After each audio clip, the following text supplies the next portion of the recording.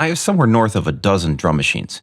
Everything from simple sound generating VSTs that have very few bells and whistles, to the gold standard Superior Drummer 3, which has over 230 gig of samples, extensive MIDI and audio controls, top-notch FX, and costs an eye-watering $397. $2. That's $399. Okay, maybe eye-watering is a bit of an overstatement because Superior Drummer is absolutely worth it. But over the last 2 months, one drum VST has become the most used beat creator plugin that I own, and that is Wave Alchemy's Triaz. So is this the perfect drum machine? Or is this the perfect drum machine? Let's find out. A bunch of hieroglyphics. White blinking lights. I'll start with a breakdown of both of these VSTs. Right off the bat, the superiority of SD3 is pretty obvious.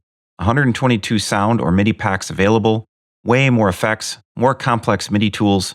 If you want to create a top-notch rock, metal, country, or jazz track, then SD3 is pretty close to the perfect option, to the point where you can tweak room ambience with some mic adjustments, plug in top-notch compressors and reverb effects, and literally spend hours fine-tuning a drum kit. Once you learn how to use it, even someone like me can get some really pro-sounding tracks. But I did stay at a Holiday Inn Express last night. Whee! You can even have your favorite drummer stop by, play a track on an average set of drums in a poorly set up room, and then replace them with any kit you want. If you're a professional producer, then really, what more could you want? And it's why many consider SD3 to be the gold standard. But SD3 does have a couple of downsides. First, it works well for a number of genres, but for others, I've found that it's not the greatest. It doesn't cover cinematic scoring, and although it tries to do EDM with some Richard Devine content, I found that it's uninspiring, at least to me.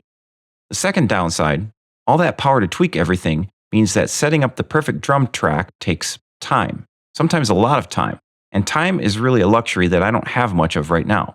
So while Superior Drummer is awesome, setting up chorus, verse, bridge, intro, outro, breakdown, perfect drum mic percentages, perfect snare compression, decisions on the perfect ride cymbal, you can see that it's really easy to get deep into the weeds and spend a lot of time crafting the perfect drum track, only to get 2 listens on Spotify. $2. Triaz attacks this from a different angle. But first, let's talk about content, because while Triaz covers a lot of genres with a wide range of BPMs and a very healthy amount of onboard content, up until recently there has only been one expansion pack.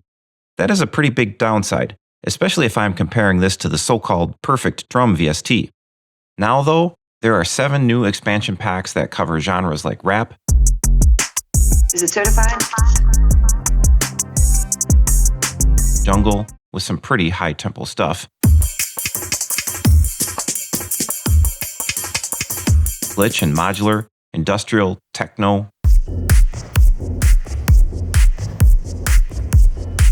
Minimalist, lo-fi. That electronic music hole in SD3? Well, Triaz covers it and then some. But I've been using Triaz a lot since I bought it. So why have I gravitated to this plugin even before all the expansion packs came out? 3 reasons. It sounds great, it's easy and fast to get something that sounds good, and it's just inspiring to me. In an overall comparison to SD3, it's plain to see that Superior Drummer lives up to its name. Triaz has a nice range of MIDI controls, but not as many as SD3. It also has some really good effects, but they're not as good as SD3, which are class leading. I can't control mic placements, but I can blend sounds with Triaz. But speed is where Triaz starts to become the perfect option. First, the MIDI tracks sound great right out of the box. Often I peruse through a handful of presets, and it only takes me a minute or 2 to find something that I like. The other night I randomly chose a number of presets, paired them with my Osmos and Tempera, and each time came up with something that sounded great in a matter of minutes. Speed also comes in with the random buttons. If you want to make a preset your own, just lock the drums you like and hit the big die until you get something that is better to your liking. The same goes with the blend feature. Usually a couple of quick tweaks will get you close to your desired goal. Electronic music in general is heavily linked to a solid beat, but songs are usually not as complex as your typical rock or metal track, where you have intros and outros and bridges. Instead, most of the time you can copy a MIDI track and then just drop out the hi-hats or make slight tweaks here and there. Triaz also makes this easy because you can hit the random die on individual drum tracks, and once you get something you like, just hit the export again and you're good to go. So let's be honest here. Is each of these a perfect instrument? No. Both have their strengths and weaknesses. But where SD3 excels for certain genres, Triaz excels at others. Where SD3 excels for producers crafting gold records, Triaz excels for those who have deadlines and limited budgets to make music for video games or commercials or other studio work where you need something good and fast. And if you have both of these, then man, you can cover a lot of ground, and together you're getting pretty close to that perfect drum machine. Now, if there was only a perfect VST for hand drums. Oh wait, yeah, there kind of is. So what is your perfect drum machine? Let me know in the comments because I'm always on the lookout for new VSTs. That's it for today. Hit that like and subscribe and the bell. Thanks for watching, and we will see you on the other side of the mountain.